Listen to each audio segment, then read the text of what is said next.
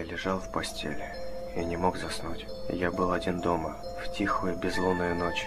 Я ворочался, пытался найти удобное положение, но все равно мне было неспокойно. Что-то сегодня ночью было не так. Я ворочался и ворочался, пока наконец не нашел удобное положение. Я закрыл глаза, но не почувствовал большой разницы. В комнате было и так слишком темно, чтобы увидеть хоть что-то. Я лежал тихо и неподвижно, тело расслабилось, и разум затуманился, и я наконец был готов к необходимому мне отдыху. А вдруг тишина была нарушена. Мои глаза широко открылись, а в голову сразу полезли страшные мысли. Почти без всяких сомнений, это был звук удара кулака по стеклу. Но нет, это не может быть. А зачем кому-то будить незнакомого человека у него дома? Подумай логически. Если кто-то хочет вломиться, то зачем ему стучать в окно? Они просто разбили бы окно, вломились в дом и наделали много шума. Либо пытались бы вести себя как можно тише. Зачем стучать? Монстров не существует. Я немного успокоил себя и мог бы просто посмотреть в окно, но я отвернулся в другую сторону. Я слишком напуган, чтобы повернуть голову, боясь увидеть свой самый большой страх за окном. И все же, что это может быть? Может быть, пара птиц ударились мне в окно? Это слишком неправдоподобно. Может, это какие-нибудь детишки гуляют ночью и стучат в окна, чтобы повеселиться. Это возможно.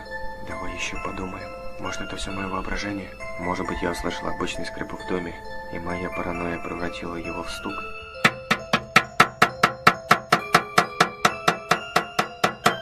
Нет, определенно это не мое воображение. Эти чертовы дети постоянно шалят. Они не сдадутся, пока не получат какой-то реакции. А может быть, какой-нибудь ужасный урод стоит на улице, который только и ждет, когда я выйду, чтобы напасть на меня. Не будь параноиком. Кроме того, он снаружи, а я внутри. Пока я не услышу треск стекла, я знаю, что я в безопасности. Монстров не существует. К тому же, я еще не совсем сюда переехал. Может быть, эти дети поймут, что я крепко сплю, и оставят меня в покое.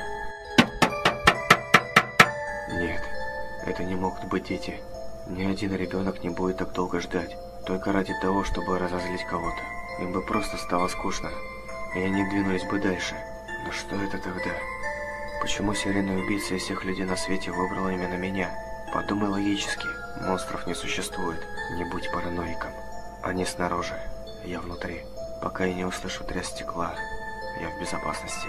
Но если это не монстр и не убийца, тогда кто? Просто притворись, что крепко спишь, и может быть он уйдет.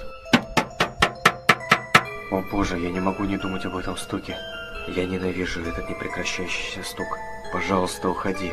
Оставь меня в покое. Я теряю надежду.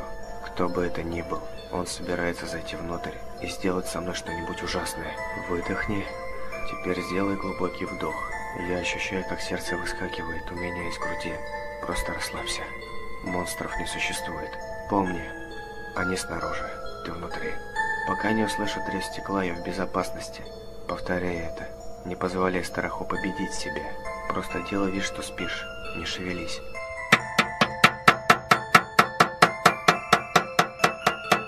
Помни, они снаружи, ты внутри. Пока я не услышу треск стекла, я в безопасности. Монстров не существует. Просто делай вид, что спишь. И молись, чтобы это закончилось. Пока не услышу треск стекла, я в безопасности. Слезы начинают стекать по моему лицу. Монстров не существует. Монстров не существует. Они снаружи, я внутри. Пока не услышу треск стекла, я в безопасности.